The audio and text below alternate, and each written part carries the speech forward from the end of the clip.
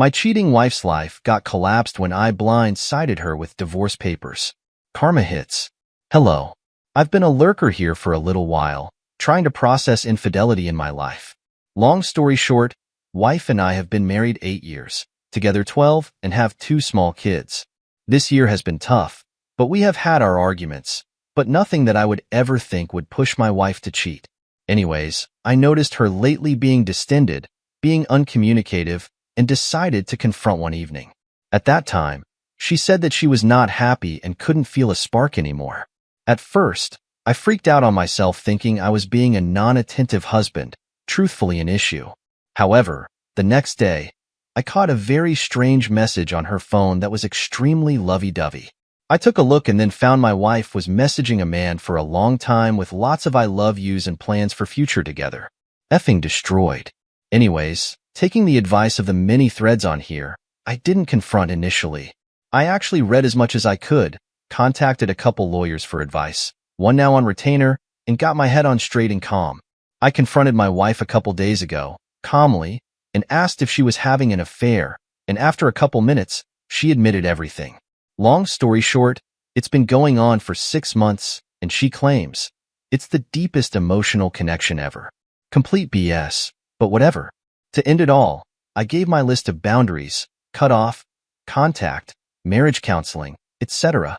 The thing that I think is the final nail in an honest attempt to reconcile is she got extremely aggravated with cutting off contact, especially when I told her to do it in front of me and even insisted to see him one last time for a close year. I effing held my ground and told her, if he is so important, pack a bag and go live with him, to which she backed off, but not before she told me I was a controlling a-hole. Anyways, she sent a text this morning and showed me, but my spidey senses seem to think she will try different means of communication. I'm thinking there is no hope, and I honestly don't want it at this point, but I just wanted to be able to tell my kids in 20 years I at least tried. We have marriage counseling tomorrow, but I'm thinking it's time to file before wasting any time or grief. I'm cautious to move too fast because of my kids, but is this the right way to do it? Update. The past few weeks, simply put, have sucked, but it's given me time for a lot of soul-searching and thinking. As an update from the previous thread, the wife and I did attend some counseling after the initial confrontation, and I will say this particular counselor had been very good about listening to both of us and not assigning blame or anything like that, and helping to navigate our new reality. She has also helped to uncover some structural issues in her relationship, and while that doesn't at all excuse my wife's behavior, it's helpful at least knowing for a future relationship and not repeating the same mistakes.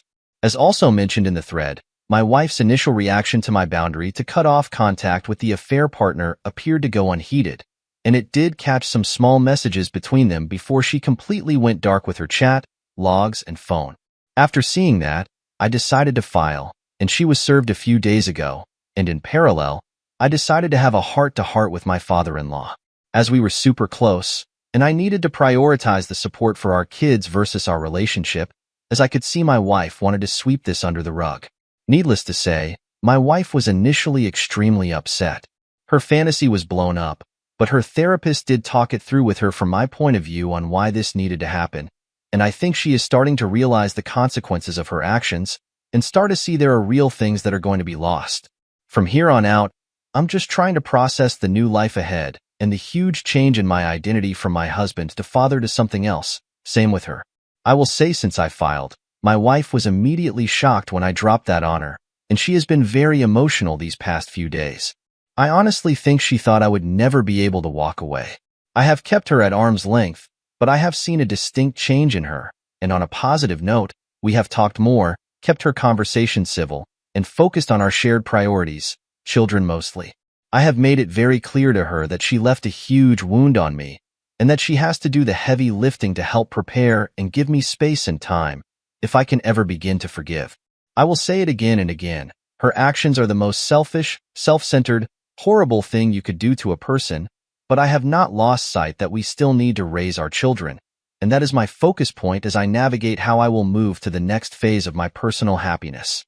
I wanted to thank everyone for the previous comments and insight.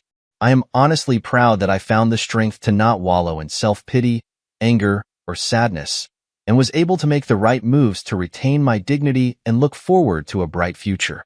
I honestly don't know all the next moves and my feelings are constantly in flux, but I am starting to feel some inner peace. Thank you all again.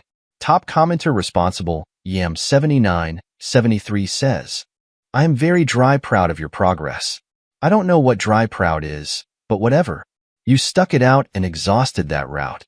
Yes, she was deep in the affair fog, but she not only broke your boundaries, but also your heart when she told you he was the deepest emotional connection she had. My only advice to you is that you stay this course at least until divorce afterwards if you want to reconcile, and you feel it's the right path, then go ahead. But if you don't divorce her and take her back, she and your children will understand that there are some actions that don't have consequences. Again, well done. We are all very proud of you. And even dry proud, apparently. Next thought from Florida, Junebug75. I just read your first post on this one. My situation was almost identical to yours. I caught her messaging the affair partner after she agreed to cut him off. When we went to couple therapy, they tried to drag me into a relationship analysis, and I blew up on the therapist and my ex after they tried to both corner me about housework and doing more of it. I then realized that the therapists cater to soften any accountability that would cause conflict.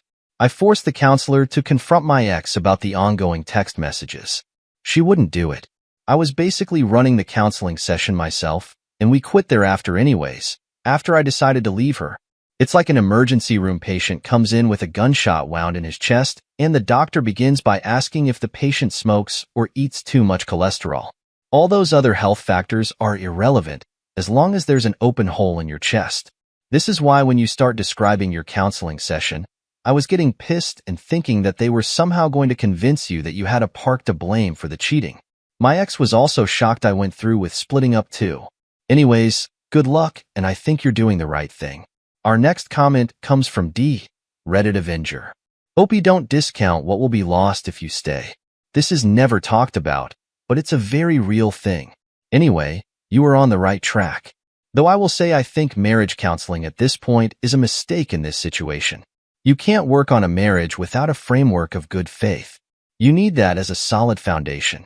It takes consistent effort for a wayward spouse to build that, and it's something that needs to be earned. It's just a waste of money to try to do that right after an affair, like putting up walls on a dirt slab. I think the reason why filing brings peace is because one of the things that is stolen from you by cheating is your ability to have agency in your life. You recover this when you file. Your future is no longer subject to your cheating spouse, who by actions forced you to make uninformed decisions about your future. Everything immediately regains control. Even if you eventually stay together, it balances the scale to a more even level of control. I would be prepared for the possibility of a sudden change of heart by her. Affairs have none of the cares of real life. It's very easy to have the best relationship of your life when the only time you spend together is taken up by only the fun stuff. There is also an artificial intensity that the forbidden nature of the relationship builds. There will be gone now as well, and real life has already encroached on her La La Land. You may come running back to you to save her, but honestly, this is more about her consequence and less about her love for you. Besides, I think most wayward spouses mistake intensity of feeling for love. They desperately want to be with their fair partner because circumstances won't let them. And they think this intensity means it's a deep love that they never felt before. Nope, it's just lust.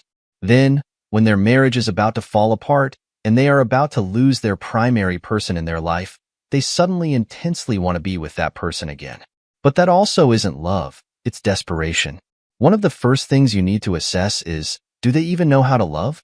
Besides, their contrition is really only a requirement. To me, the most important thing you want to make your decision by is what the quality of your life will be moving forward. Good luck, Opie. Continue to be strong. It will serve you well in whatever relationship you have going forward. You will recover faster too. One final comment from GatorBro. Very strong. You are doing this the right way and are doing the best for you and your family. The way you describe your wayward spouse is absolutely correct, and her fantasy unfortunately didn't give your children any consideration and how her fantasy would affect them. By the way you have done things, I know you will continue to stay strong for yourself and your children. Alright, let's go to the second cheating story. My 31 male, ex, 29 female, Started getting close to her coworker, and I found out from a conversation with another female coworker that she was really into his body, found him attractive, and felt like he was going to get her in trouble with her husband. I felt comfortable and told her about this, and she kind of gaslit me into thinking it's nothing. Fast forward a year, and they become even closer, hanging out after work and during lunch breaks, smoking weed together and walking home together. I discover this and told her I'm uncomfortable with it. She says okay and agrees to limit their time together. A month or two later, I ask if she's still spending time with him. She says no and tries to prove it with screenshots of their messages, which are few and far between. A month later, I found out she skipped college classes to hang out with him alone because I checked the phone records and saw that they had been texting a lot more than she let on and was deleting messages and hiding their private hangouts. She slowly started to come clean but swore up and down it was platonic and that he was like a brother to her. They were only discussing the issues in their relationship and there are no romantic feelings involved. Not too long afterwards, in a completely separate conversation, she casually mentioned to me that she is no longer sexually attracted to me and gave no suggestion or insight on how I could work to fix that for her. I couldn't take the lying, gaslighting, and the uncertainty, and things were already on the decline. Sex life slowed down a lot. Lots of emotional neglect, insecurity from micro-cheating, invading privacy, and then trying to tell her not to talk with her coworker who was a threat to our marriage. It wasn't going well. Broken trust from the inappropriate conversations she would have with coworkers and strangers.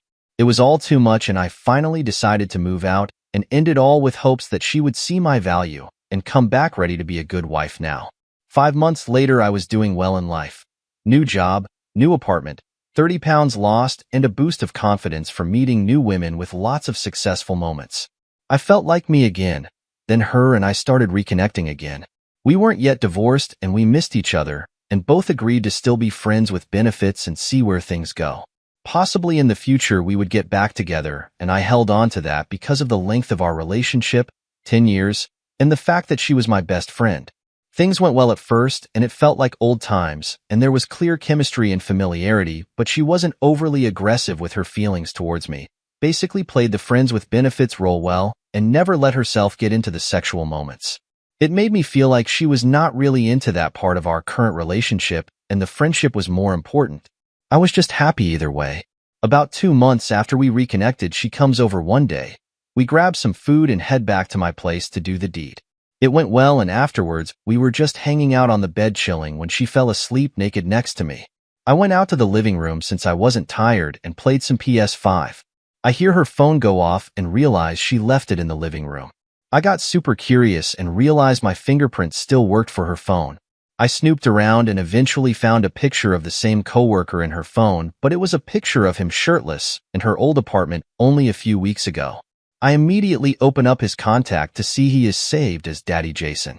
I do a quick skim through and see all the graphic messages and pictures shared between them and lost my crap. This looks like it had been going on for a long time, but it doesn't look like they started having sex until we split. I took a picture of her naked on my bed from her phone and sent it to him saying you can have her bro, then kicked her out of my apartment at 2 a.m. Told her I knew what she did and we can't speak anymore. I will call you with next steps for the divorce. I then proceeded to draft her the nastiest, most cruel message I could while also letting her know just how much this devastated me. She never responded. She followed up a week later, obviously condemning me for everything I said. I wasn't proud of saying any of it, and my only purpose was to hurt her just as bad as I was hurt in that moment. It all went over her head. She called me insecure. She said the resentful sex she would give me once every other week was never good enough. And the worst was all she had to say regarding what I had discovered was, "I'm sorry I hurt your feelings. I'm struggling to move on with other people now because I'm afraid that I'm not enough, and that if they don't show their interest the way my ex used to show interest in me, now she shows interest in that way to her coworkers, that it will never work. I just want a girl who likes me for me, thinks I'm good enough, and will always choose me even when we are old and saggy and have been together for decades. I just never thought women like her existed. I thought she was better than that. Did she cheat? Update. She sent a long apology explaining how sorry she is and she regrets it. I just asked her one simple question as a response. I just want to know why you cheated. She said she is sorry and not sure. She says it was probably because she was attracted to him, feeling unhappy, and it was something new and exciting. That's all the closure I needed. She was truthful for once in her life and finally admitted to cheating. Doesn't change anything, but I'm glad the gaslighting and lying has finally ended and I can finally know where we stand and move on with a clear conscience. Thank you for all the support, everyone. It's going to take a little while, but I will bounce back better than ever from this. Let's see the top comments. Informal Writing 434 wants to say, yes, she cheated. She also had an emotional affair with him while you two were still together. Disrespected you and talked crap about you a million times to him. Even brought him over to your old home. The fact you even got back with her in the first place confuses the hell out of me.